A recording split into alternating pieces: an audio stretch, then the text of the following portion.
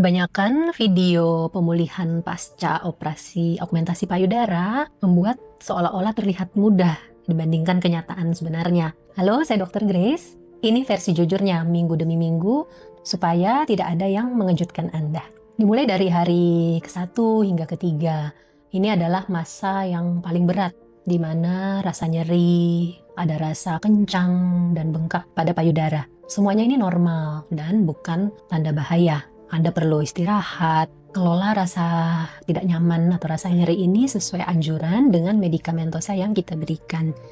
Dan Anda diperbolehkan melakukan jalan-jalan ringan ya untuk menjaga sirkulasi. Kemudian di minggu ke-1, biasanya sekitar 1 minggu ini orang yang punya pekerjaan di depan meja begitu ya, atau orang kantoran bisa mulai kembali beraktivitas. Untuk menyetir boleh dilakukan setelah Anda berhenti dari obat pereda nyeri yang kuat. Di sini Anda tetap melanjutkan pakai compression garment atau korset bra dan tidak diperbolehkan untuk mengangkat beban yang berat. Di minggu pertama ini olahraga, terutama olahraga yang banyak mengaktifkan otot dada itu belum bisa dilakukan ya. Kemudian menginjak ke minggu kedua hingga ke-4, bengkak akan terus berkurang dan Anda akan merasa lebih segar ya. Aktivitas harian juga sudah boleh lebih banyak dilakukan ya. Nah, di sini kesabaran ini sangat dibutuhkan untuk mendapatkan hasil akhir yang nanti lebih baik. Menginjak ke minggu ke-4 hingga ke-6 akan terjadi drop and fluff ya. Pada minggu ini biasanya kebanyakan orang mulai boleh berolahraga lagi dan tentu ini atas izin dari dokter ya. Di minggu ini implan akan mulai drop and fluff turun dan mengembang. Jadi posisi implan akan bergeser dari posisi yang tadinya lebih tinggi dan kencang, lebih banyak ke atas, dia akan bergeser turun sehingga akan didapatkan hasil yang lembut dan bentuk payudara yang lebih alami. Apabila terlihat terlalu tinggi di minggu-minggu awal itu wajar ya, perlu kesabaran untuk sampai di minggu ke-4 dan ke-6 ini. Kemudian kita menginjak ke bulan ke-2 hingga bulan ke-3. Nah, yang di sini hasil akhir dari operasi augmentasi payudara Anda akan terus menjadi sempurna ya. Dan ini dibutuhkan waktu selama berbulan-bulan. Sementara untuk lukanya sendiri, bekas luka ini akan matur, matang hingga tahunan ya, hingga setahun biasanya. Jadi nilailah hasil Anda dalam hitungan bulan, bukan hari. Ini adalah episode yang tidak ingin dibuat oleh siapapun, tetapi sebenarnya wajib ditonton oleh semuanya ya.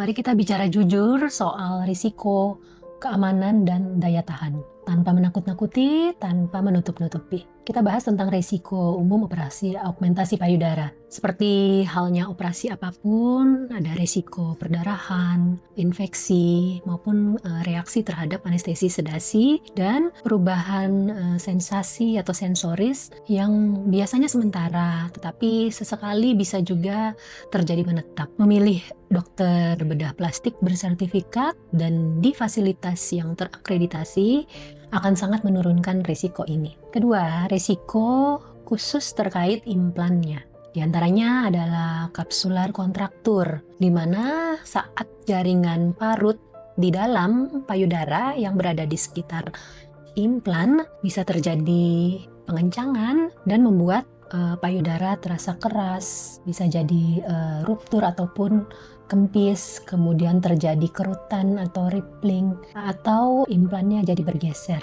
Dan ini bisa berarti ada kemungkinan operasi revisi di kemudian hari. Walaupun risiko ini sebenarnya bukan hal yang akan pasti terjadi ya, tetapi Anda perlu ketahui risiko kapsular kontraktor ini sebelum Anda memutuskan tindakan. Kemudian topik yang sering juga akhir-akhir ini jadi berita ya. Anda mungkin pernah mendengar, membaca berita tentang kanker sistem imun langka. Jadi bukan kanker payudara ya. Yang dimana kanker ini sebagian bisa dikaitkan dengan implan bertekstur ya. Dan kemudian berita juga terkait kumpulan gejala-gejala yang sebagian orang sebut sebagai penyakit implan payudara atau breast implant illness. Nah, kedua hal ini masih diteliti secara aktif ya. Saya tidak akan mengabaikan ini, tapi juga tidak akan membesar-besarkannya ya. Memang kedua hal ini adalah topik nyata yang terjadi dan nanti Anda perlu tanyakan langsung kepada dokter dan nanti dokter akan memberi informasi terkini. Nah, kemudian terkait dengan daya tahan implan ya. Implan itu memang tahan lama, tapi bukan benda yang bisa terjamin untuk seumur hidup ya. Beberapa pasien mungkin akan perlu menjalani tindakan revisi gitu di suatu titik di kehidupannya nanti. Untuk implan silikon ini ada anjuran pemeriksaan pencitraan yang berkala untuk mendeteksi silent rupture atau kebocoran senyap dari implannya.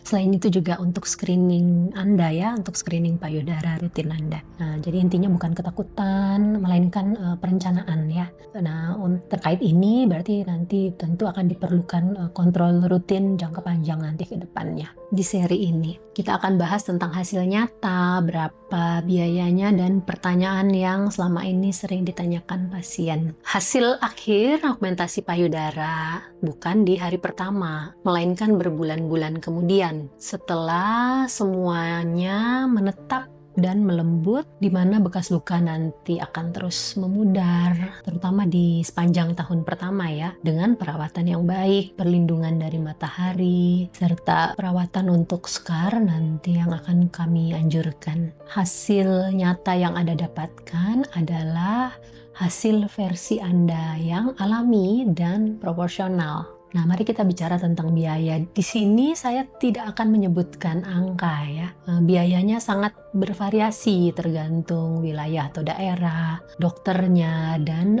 rencana tindakan Anda. Apabila ada satu harga yang fix dan sama untuk semua orang, ini justru tanda yang patut diwaspadai ya. Yang Anda bayar ini jasa dokter bedah, dokter anestesi, fasilitas, implan, dan perawatan lanjutan. Jadi jangan memilih berdasarkan harga, karena pilihan termurah bisa saja berakhir menjadi yang termahal. Oke, berikutnya adalah beberapa pertanyaan yang seringkali ditanyakan. Apakah akan terlihat palsu? Tidak, jika ukuran dan penempatan implannya sesuai dengan kerangka Anda. Nah, itu adalah inti dari seluruh seri video ini. Kemudian pertanyaan lainnya, apakah saya masih bisa menyusui? Banyak yang bisa. Bicarakan nanti dengan dokter pada saat konsultasi, karena bisa juga ini bergantung pada pilihan sayatannya. Kemudian pertanyaan lainnya, apakah saya akan kehilangan sensasi? Ya, sedikit perubahan di awal itu umum terjadi ya, dan biasanya membaik. Apabila terjadi perubahan menetap, ini mungkin saja terjadi, tapi lebih jarang.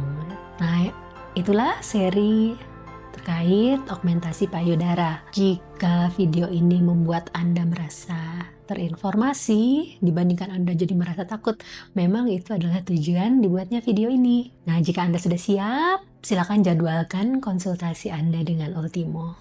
Terima kasih.